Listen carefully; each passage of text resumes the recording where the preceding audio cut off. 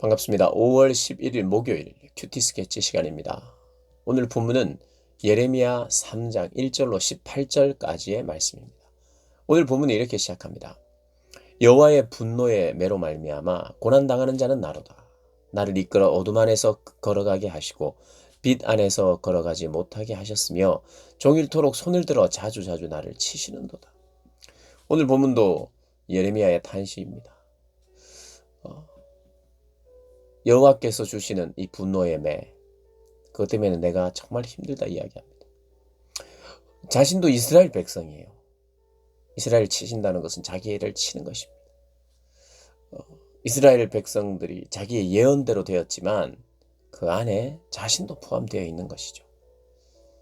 그가 표현하기를 하나님께서 자주자주 손을 들어서 나를 치신다 이야기를 합니다. 그리고 그분은 나를 이끌어서 어둠 가운데 데려가신다. 그리고 빛 안에서 걷지 못하도록 하신다. 하나님이 지금 이것을 다 주관한다는 거예요. 하나님이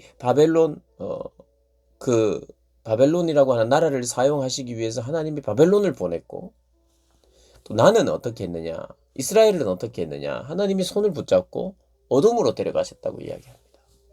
그러니까 이 모든 주도권은 하나님께 있어요. 하나님 꼭 우리의 손을 붙잡고 계십니다. 여전히 징계 가운데서도 붙잡고 완전히 놓고 이제 네가 정신 차리면 그때 내 손 잡아줄게, 이게 아니라 어떻게 보면 그 고난 당할 때 어두움 가운데 있을 때 더 손을 꼭 잡고, 왜냐하면 완전히 잃어버린 바 되지 않도록 하기 위하여 하나님이 징계와 고난을 통해서 결국에는 그분이 가게 하시는 그곳, 어떤 자리입니까? 그분이 가게 하시는 것은요, 결국 이 고난을 통해서 우리가 우리 자신의 모습을 보게 하는 것이에요. 우리가 감추어 왔던 우리 자신의 모습, 올바르지 못한 모습, 고난을 통해서 나를 보고, 그리고 회개의 길로, 회개의 자리로 나를 가게 하시려고 하나님이 우리의 손을 더 꼭 붙잡고 계시는 겁니다. 나의 살과 가죽을 쇠하게 하시며 나의 뼈들을 꺾으시며 고통과 수고를 쌓아 나를 애우시며 나를 어둠 속에 살게 하시기를 죽은 지 오랜 자같이 하셨다. 그 모든 것이 하나님이 결국 우리를 회개의 자리로, 돌이킴의 자리로 가게 하시기 위하여, 어쩌면 돌이키는 자리, 회개의 자리까지 가기 위해서는 이 고난을 통과해야 돼요. 이 징계를 통과해야만 되는 거예요. 그냥 그 자리에서 회개하지 못하는 거예요. 그 자리에서 회개할 정도의 영적인 민감함이 있었으면 이미 회개했는데, 기회를 주고 해도 돌아올 수 없는 우리 자신, 그러면 하나님이 손 딱 붙잡고 우리로 하여금 깨닫게 하고 돌아오게 하시려고 그 징계의 시간들을 우리에게 주시는 겁니다. 10절에 보면요, 그는 내게 대하여 엎드려 기다리는 곰과 은밀한 곳에 있는 사자 같으사. 곰과 사자가 먹이를 위해서 이렇게 은밀하게 숨어 있다가 살금살금 가서 이 먹이를 취합니다. 마치 내가 가는 길에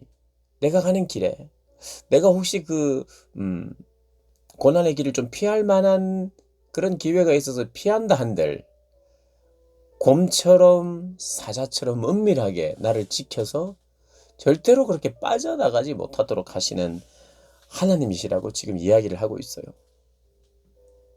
빠져나갈 수 없어요. 마치 활을 당겨 나를 화살의 간역으로 삼으신 것 같고 화살통의 화살들로 내 허리를 맞추신 것 같은 그런 느낌을 받는 이런 상황. 하나님 앞에 기도해도 듣지 않으시는 것 같은 상황. 이런 상황에서 우리는 무엇을 하느냐? 기도해도 안 듣는 것 같아요. 그럼에도 불구하고 하나님의 뜻을 구해야 합니다.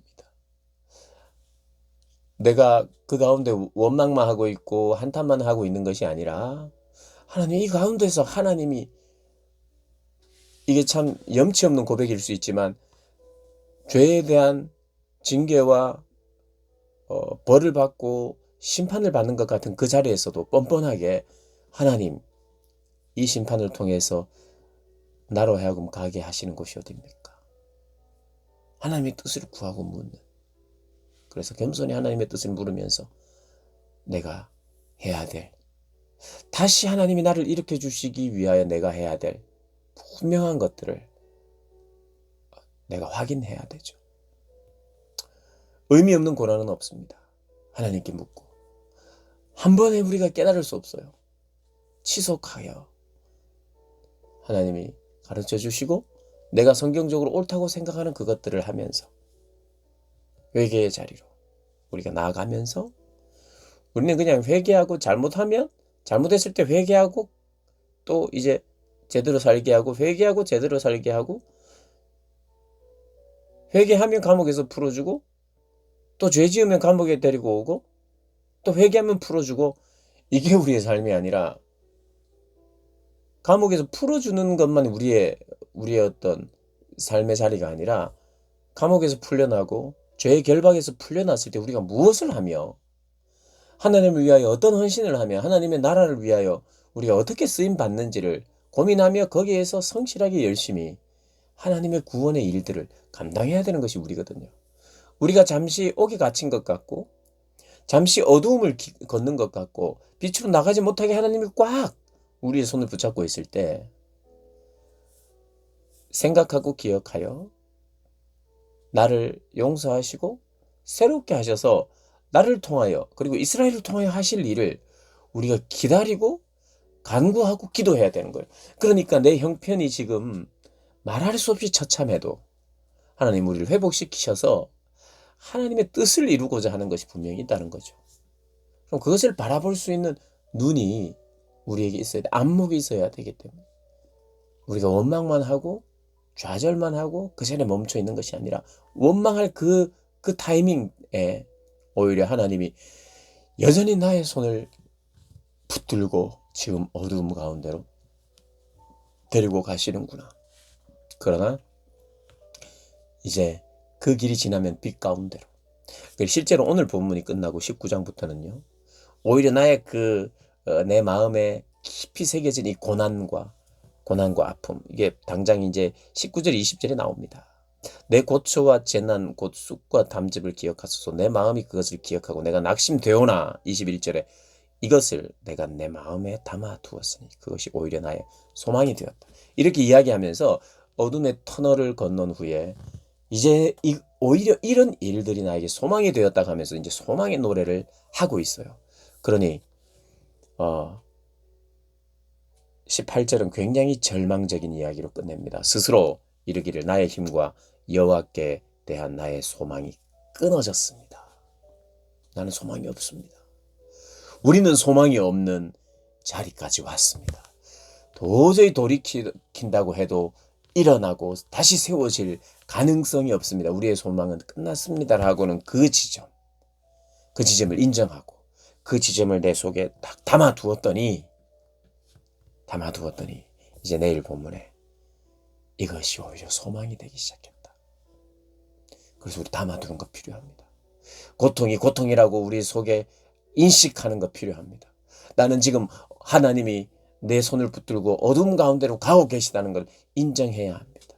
그러나 그 고난의 끝이 지나면 하나님이 반드시 소망의 자리, 물론 그 고난의 시간을 통하여 하나님의 진심을 깨닫고 또 하나님의 마음의 절실함을 깨달아서 그분의 마음 앞에 우리가 엎드려지는 일이 필요한 거죠.